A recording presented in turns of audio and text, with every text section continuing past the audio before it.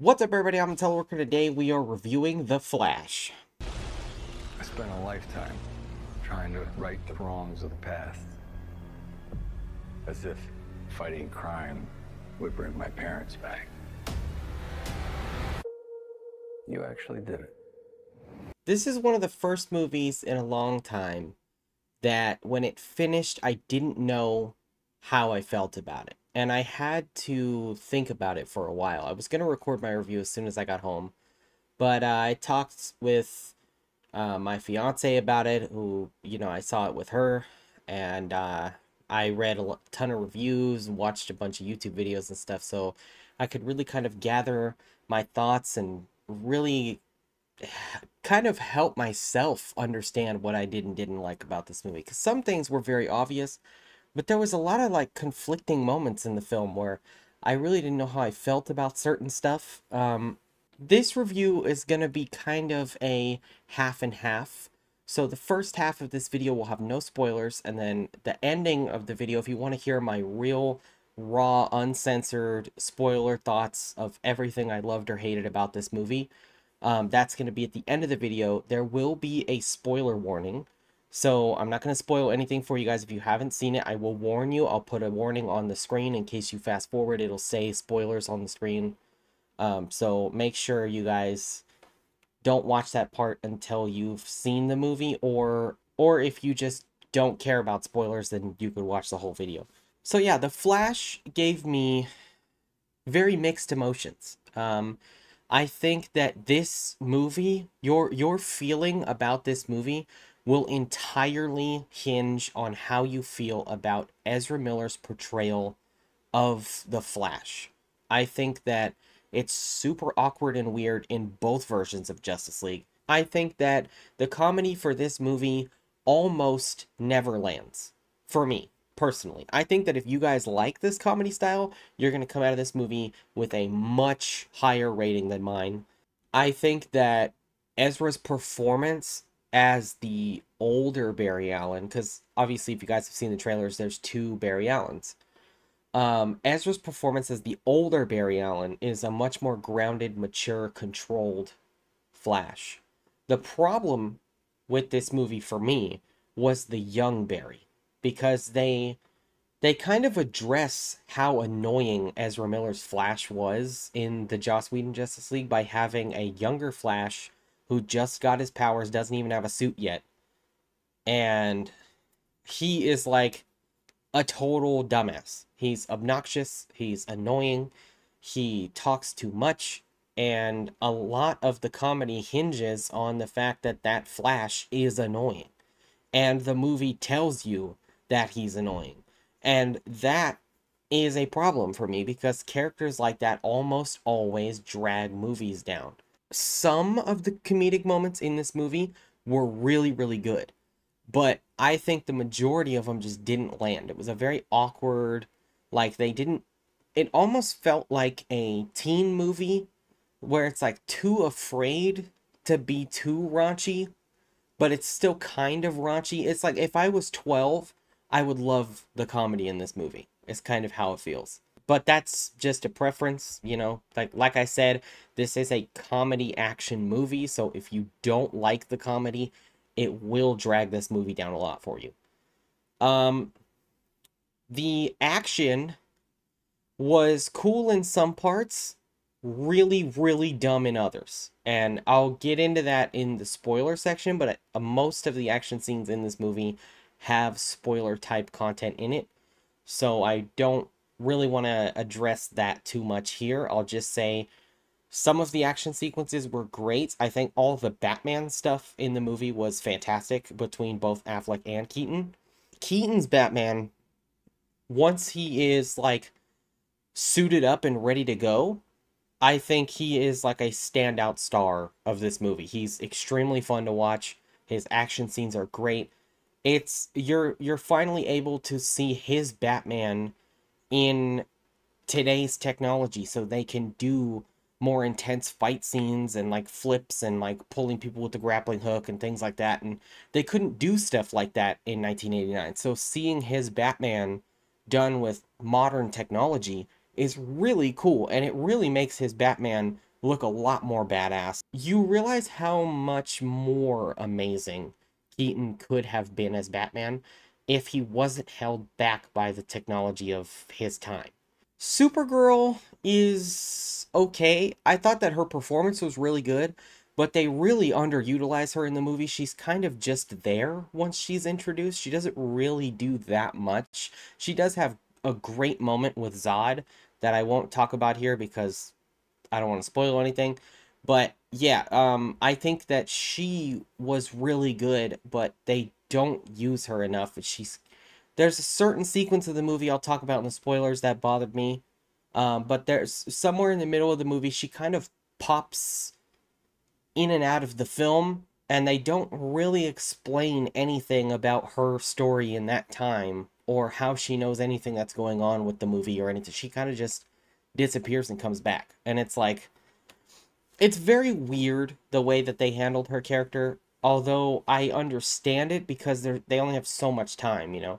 Now let's address the elephant in the room, okay? The CGI for this movie, I'd say about 60% of this movie looks fucking atrocious. It looks bad, like really bad. There's a lot of sequences where there's characters that are completely made up of CGI and they stand out so bad. It's like you're watching a real person stand next to a PlayStation 3 cutscene.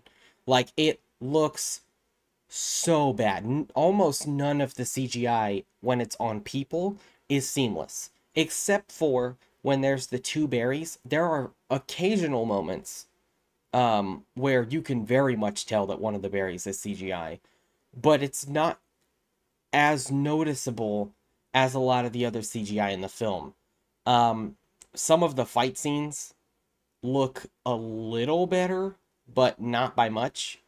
And the running scenes look really bad. Especially the time travel sequence is really, really bad. Um, Apparently, I haven't read the whole article, but I did see a lot of people posting that I guess Andy Muschietti has come out and said that the CGI in certain scenes was intentional, that it was supposed to look that way. I'm assuming what they mean is the time travel sequence, and you'll know it when you get there because everything in the scene kind of looks fake. And that may have been a design choice, but because the CGI looks that rough in a lot of other scenes, it's hard to tell if he's just trying to bring some heat off the movie or not.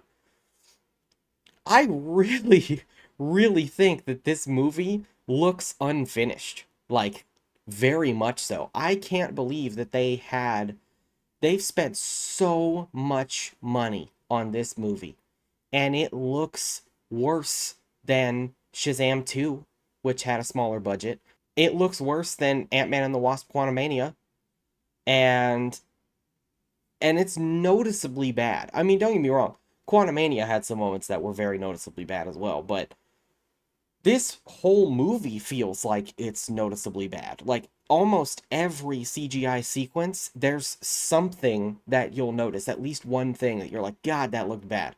There were a lot of times where the CGI was so bad that it was pulling me out of the film. That's not to say that it ruins the movie, but it may ruin your first experience watching the movie. And another strange choice with this movie for me was Iris. Iris West appears a couple times in the film, and she's kind of just there. I didn't really feel any chemistry at all between her and Barry, so it's weird that it almost feels like the film is too caught up with other things to develop that relationship, but they want you to care about it, and it just didn't work for me. Which is nothing against the actress. I didn't personally see any real chemistry between the two of them.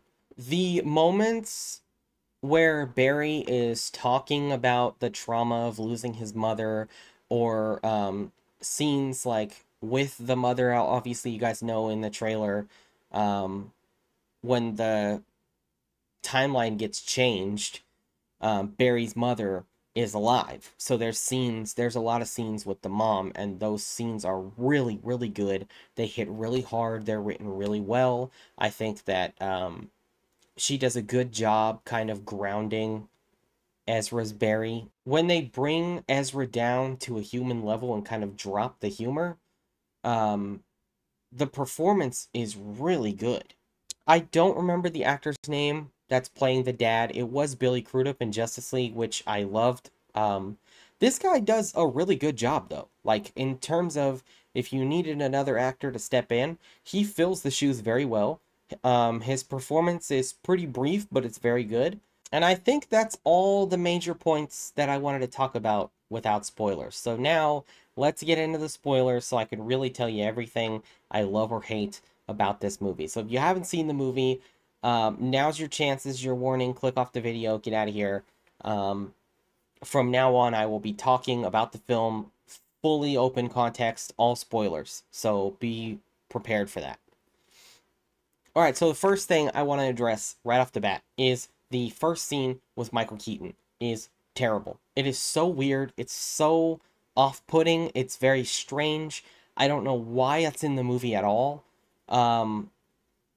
They basically have this weird moment where it almost felt like what they tried to do with Luke Skywalker in Star Wars, where they made a very weird, drastic change to the character and had him acting strange just to subvert the audience's expectations. Like, I don't like when they do that with established characters and franchises. It really bothers me.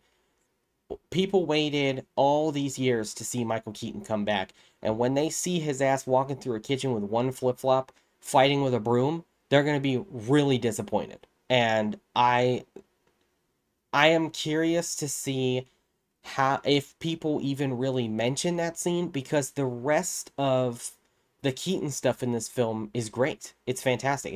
It's a big standout for the movie.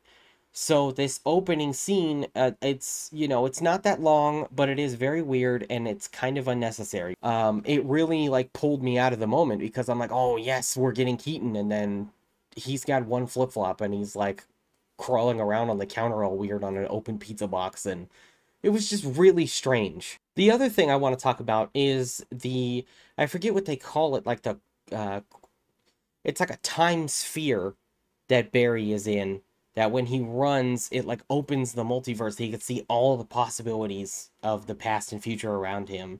And then as he runs, it looks like the effect on him is that he's running backwards and that it's reversing time. But it looks really awkward, and the running CGI of him in the sphere is really bad, and the CGI of the entire sequence is really bad, and it really pulled me out of the film. I kind of wish they had just done either what the TV show did, where he just runs really fast, he sees his past around him as he enters the Speed Force, and then he just punches through, and now he's in that time.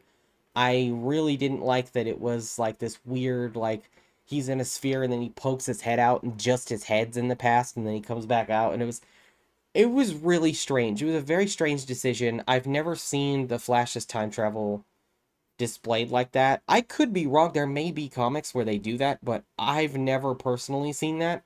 The overall CGI for the Flash sequences is horrible. Like, for the entire film. I don't think there's any Flash sequence in the film where he's doing super speed stuff that looks good. Which is a big problem because this movie is The Flash, and the only stuff where the CGI looks good is on Michael Keaton's Batman. I don't know how that happened, but it's a problem. The other major thing that I really want to talk about, and this is probably my biggest complaint about the entire film, and this is one of the biggest spoilers for the film. So like I said, if you're still watching this for some reason and you're convinced that you don't care, this will literally ruin the whole ending of the film for you. So just fair warning. My biggest complaint about this whole film is that the third act completely falls apart at the end.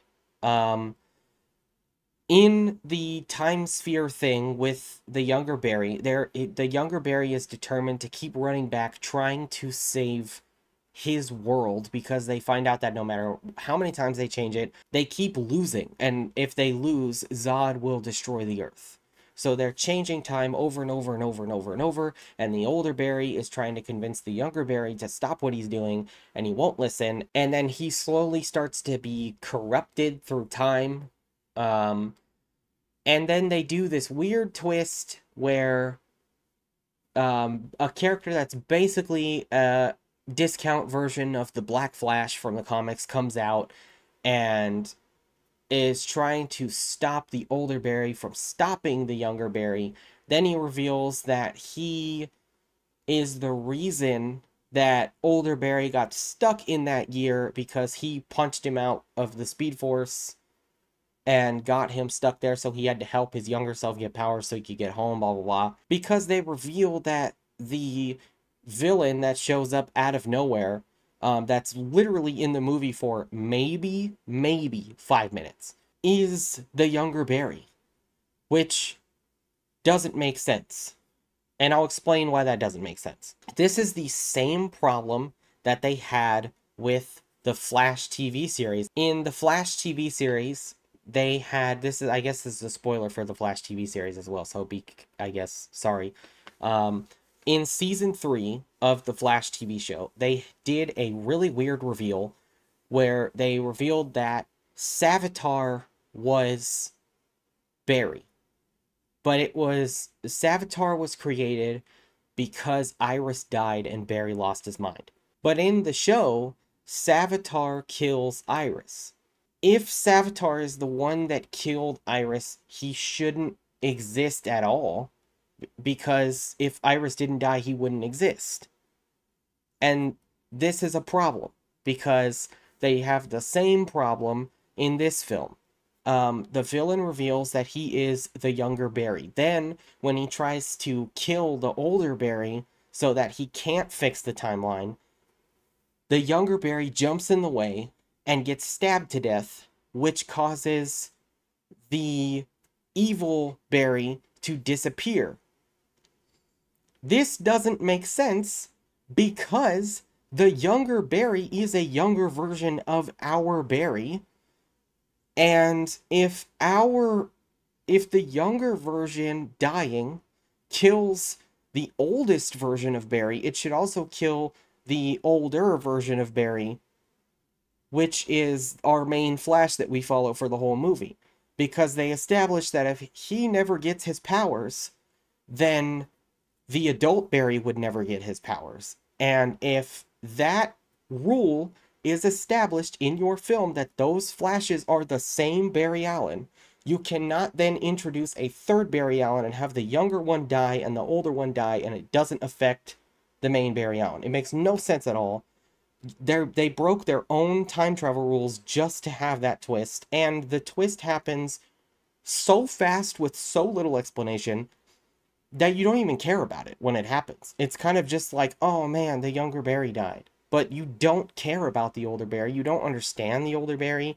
They're there for like 5 seconds.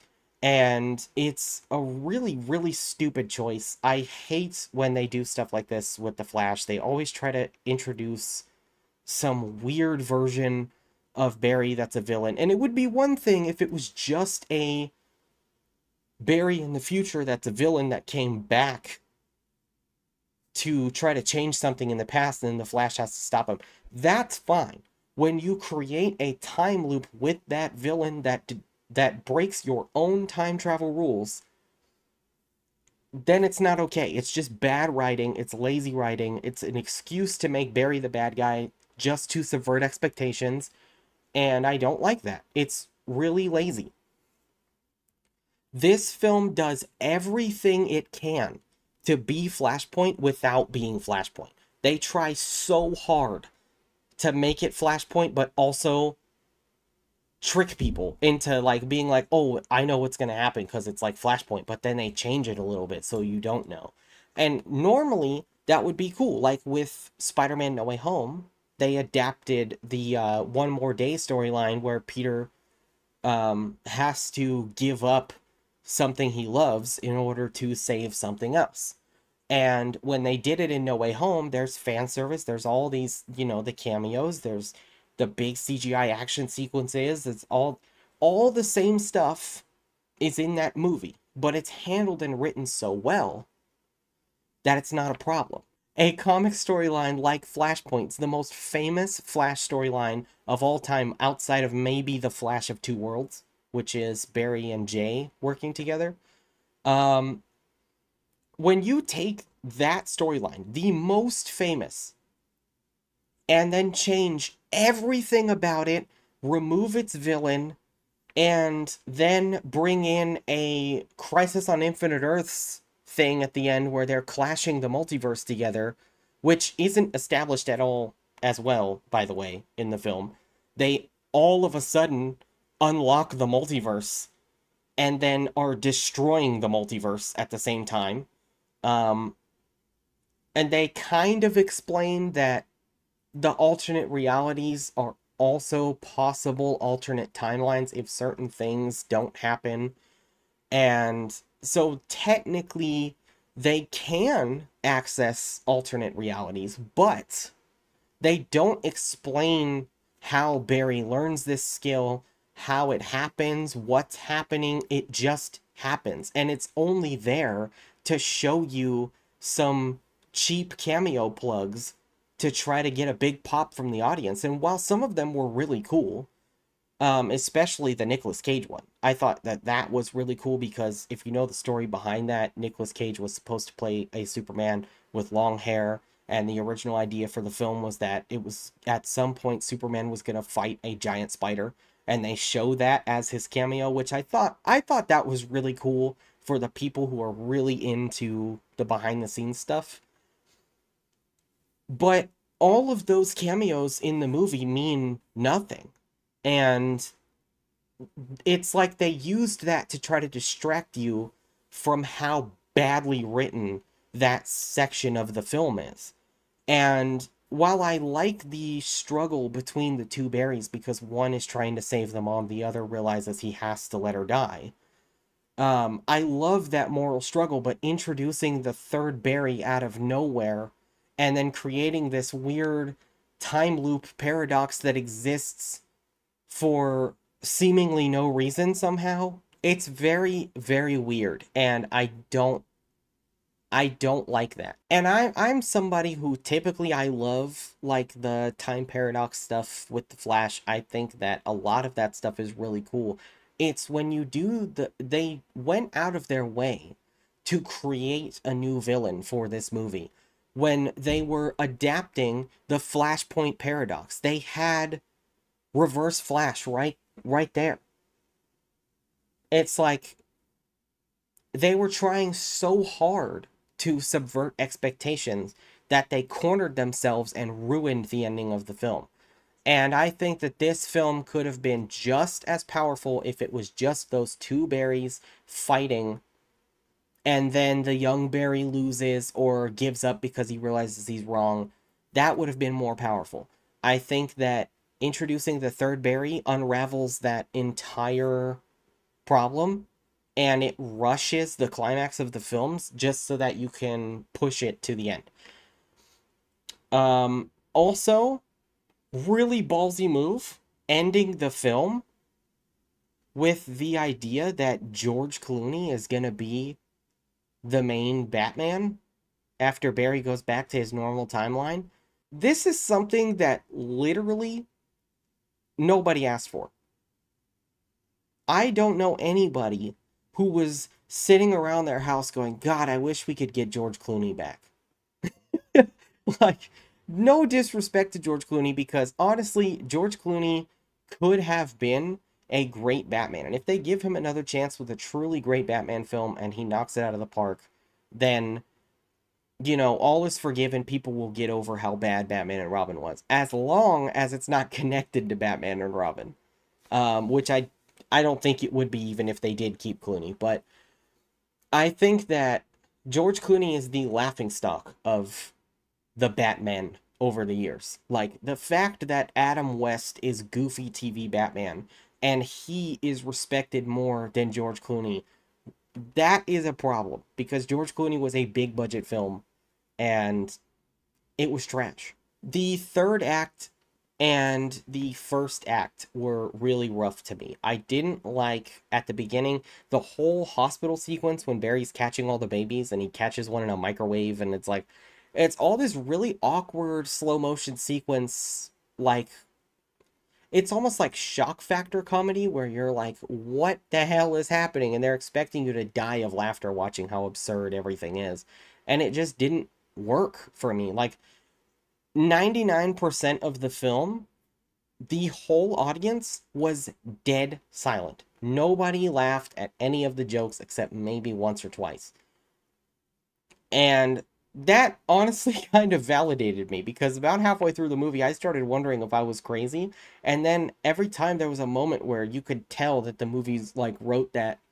And like, you know how when you watch a TV show or a movie and somebody says a joke and then no one talks for about a half a second because they're waiting for the audience to laugh before the talking continues? It almost felt like that, but like if you removed the laugh track, like there's no laughter at all in the theater. It was really awkward. I really didn't like the implications that they had for Ben Affleck's Batman at the beginning. I think him growing into like the mentor for Barry and being like the responsible Batman is great. However, Barry repeatedly talks about how Batman is irresponsible and he's always cleaning up bat messes and blah blah blah.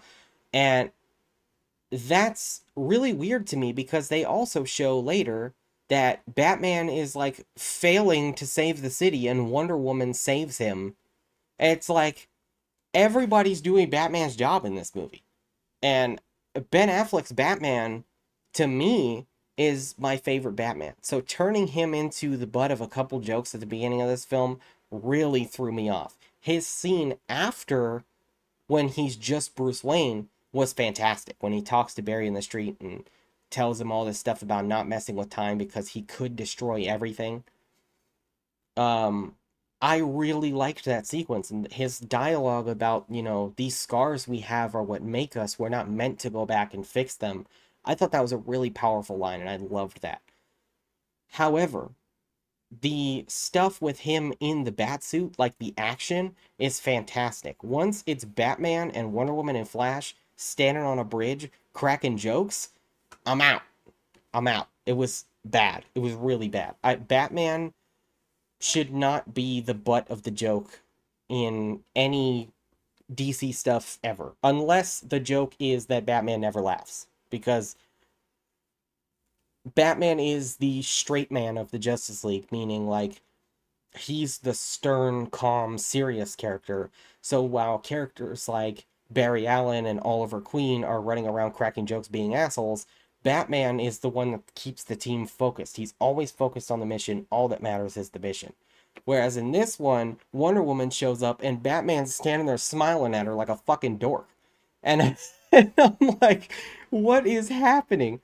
It really kind of undercut all the things that I loved about Ben Affleck's Batman in that scene. Because I loved how intimidating and serious and dark his Batman was. And then they just went right ahead and turned him into like a Saturday morning cartoon. And that really kind of bothered me. But like I said, the action stuff with him is great other than the CGI in the close-ups. The close-ups with his mask on were atrocious. I don't know if the mask was CGI or his whole face was CGI'd onto a stunt double or what, but it was really bad. Like, really, really bad. And I really wish they didn't do that many close-ups because it kept getting worse. Like, every time I saw it, it stood out more, and I was like, stop showing it, please. Just keep the wide shots, don't show his face. Like, it's like so bad. But yeah, so those are my overall thoughts on the film. My final score would probably be, I could easily go like a 6.5 or a 7. It's not a atrociously bad film, but there's so many things that didn't land for me and so many strange choices I didn't agree with that it really knocks the movie down a big peg for me. I think that the majority of people, if you don't read the comics and you only watch the movies and you really like Ezra Miller's Flash, I think you will like this movie a ton. I think that this movie is made for those people. However, for somebody like me who has read Flashpoint, I don't even know how many times over the last like 10 years of my life, this one for me, in terms of adapting the Flashpoint into a new thing, was almost as disappointing as when the TV show did Flashpoint and it was only one episode. All like if you haven't read Flashpoint, maybe you don't read comics, that's perfectly fine. Watch the animated film Justice League The Flashpoint Paradox and you'll see what I'm talking about. This is so drastically different, but also so similar at the same time. It was like they wanted to make Flashpoint, but they were afraid to, so they had to change everything that happens in Flashpoint, but it's still Flashpoint. You know what I mean? Like it was really weird. If you watch the animated film, you'll know what I'm talking about. I just wish they had done something better with the third act of the film because the premise they set up at the very end is very interesting. That the younger Barry is kind of torturing himself trying to save his mom until he realizes that he can't. And if they hadn't introduced that random ass third Barry Dark Flash twist, it would have been so much better and so much cleaner and so much more emotional. But instead, they ruined it. So those are my overall thoughts of the film. Comment down below what you guys thought. Did you like the movie? Did you not like the movie? I think I am more on the sides of the critics than the general audience. Which is kind of new for me because usually I'm on the side of the audience. Maybe I just had my expectations too high for this movie. But after seeing so many people that don't normally promote stuff like that, saying that this movie is incredible, and then people at Warner Brothers saying that this movie is one of the best superhero films ever made, and I think that this is a very middle tier superhero movie. I think that you could watch it and have a good time with it, but it's not anywhere near that good. And that was a big letdown for me after how much people hyped it. I think that the movie itself is rough. This is one of those movies that I will probably revisit a couple times, and it will either get better or worse each time I watch it. It's one of those movies where I don't know how I feel about it. And this is also how I felt about The Last Jedi when it came out. I watched it and then rewatched it and then rewatched it and then rewatched it and then rewatched it. And eventually I hated it. And, and I'm afraid that this might be one of those movies as well. Or maybe, and when I watch it again, I know what I'm getting myself into, so I'll like it more. I don't know. We'll see. Comment down below what you guys think. I keep going on long ass rants, so I'm just gonna end the video. Thank you guys so much for watching. If you managed to get this far, be sure to like the video if you guys enjoyed it. Subscribe to the channel if you want to see more, and check out the rest of my content. It's mostly gaming content if you guys are into that. And I'll see you guys later.